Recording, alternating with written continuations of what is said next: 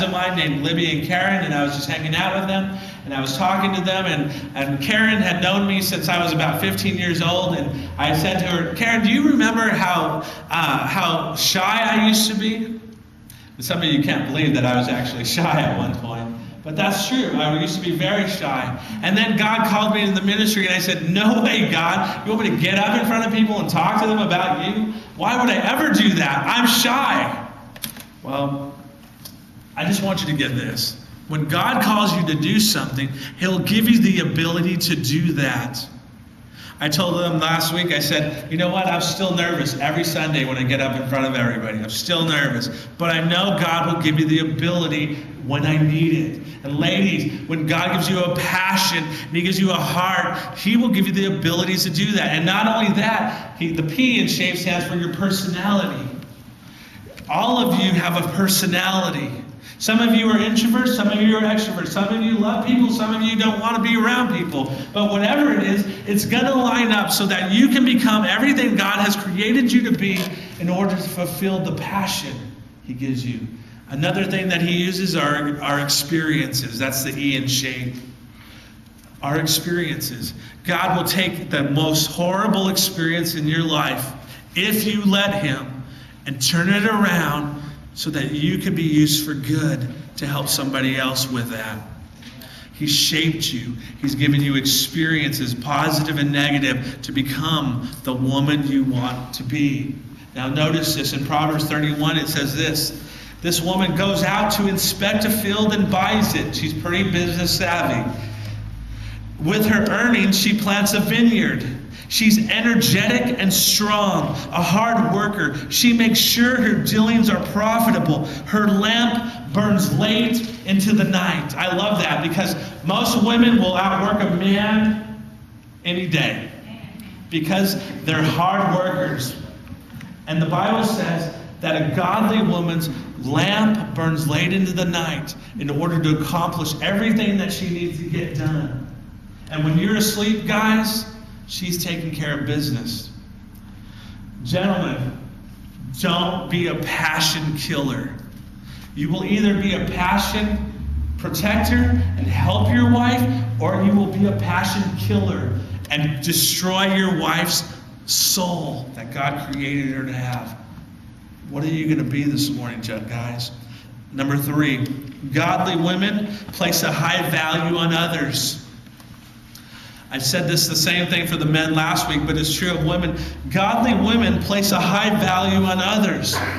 They learn to love one another. They place a high value on others. And to truth be told, for women it becomes a lot more naturally than for men to love other people.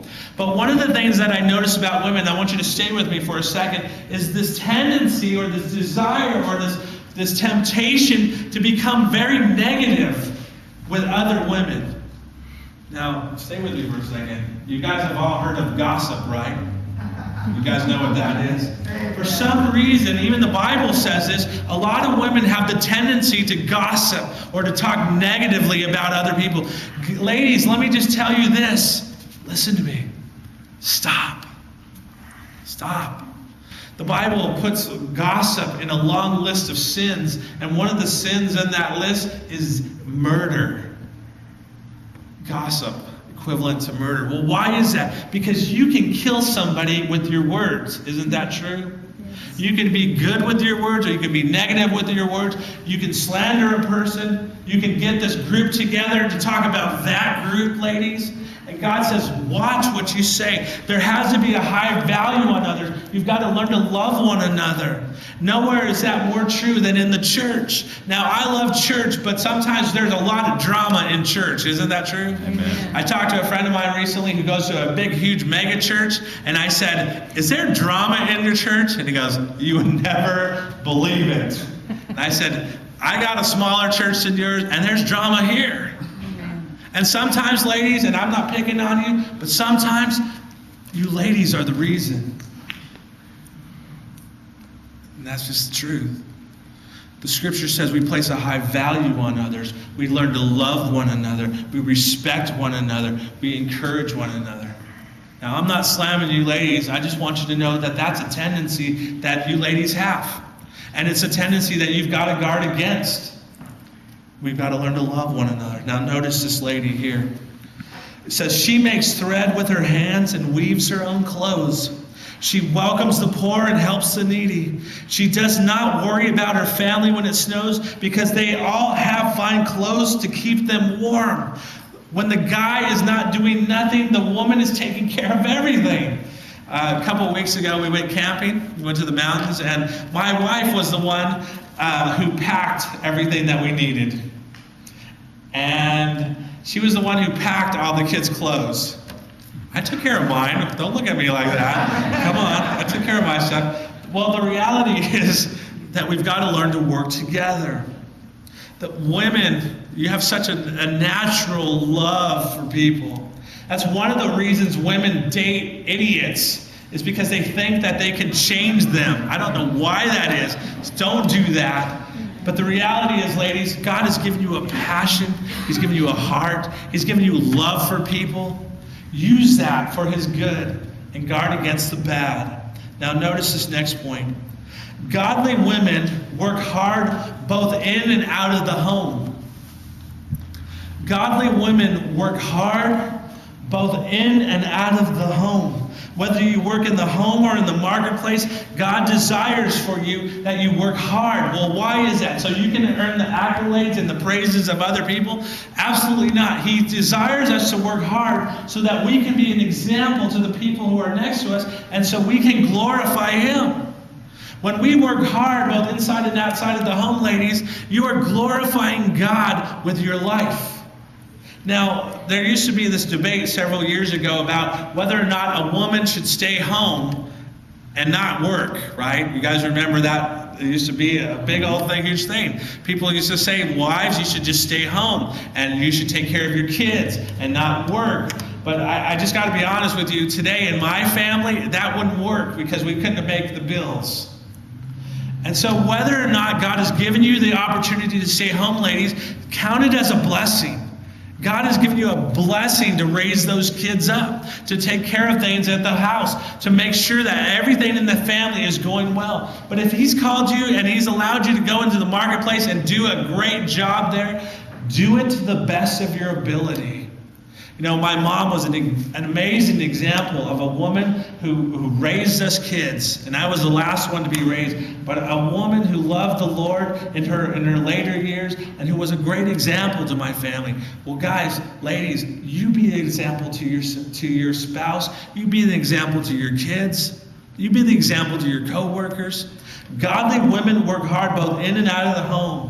I quoted that great theologian Donna Summer this morning. She works hard for the money, right? And so you better treat her right. Guys, treat your spouses right. Right? Here we go. Some of you didn't like that. Let's move on. Proverbs 31:22 says this. She makes coverings for herself. Her clothing is fine linen and purple. Her husband is well known at the gates. When he has a godly wife, other men notice. Wow, that's a godly woman right there. That's one of the reasons why the grass always seems greener on the other side, is sometimes we're not taking care of business at home, in our own personal life. That's why it looks better somewhere else. When he sits among the elders of the land, he is known as a man who has a godly woman. Now notice this. She makes linen garments and sells them and supplies belts to the tradesmen. She's a very industrious woman. No matter where she's at, in the house or out in the marketplace, she works hard to serve the Lord. Notice number 5. The fifth thing about godly women I want you to notice today is this. They act with confidence and wisdom. They act with confidence and wisdom. In Proverbs 31:25 it says, she is clothed with strength and dignity. Now ladies, I want you to stop there for a second. Let me just ask you a question. Are you clothed with strength and dignity? Guys, men, husbands, you can crush your wife in this area faster than anybody else. Why? Because you're the one that's supposed to love her. You're the one that's supposed to protect her. You're the one that's supposed to be an encouragement to her. But guys, if you don't do this, she'll lack everything that God created her to be. Now, she might have strength and she might have dignity because she had to get that because you were treating her bad. And that's possible. And I've seen it happen in relationships before, where the guy would talk negatively about his wife in front of everybody else. Guys, don't do that. Where they would put him down, or they're the joke of the day. Don't do that to your wife. Your wife should be clothed with strength and dignity. And guys, it is your responsibility to treat her with such strength and dignity. How do you respect your wives? How do you love them? Kids, how do you love your parents? How do you respect them? Ladies, young ladies, single young ladies, are you a woman with strength and dignity? Notice this. She laughs without fear of the future. Why? Because everything's taken care of. She's got a God-honoring husband, hopefully. And if you're not that, guys, hopefully you'll become that. She's got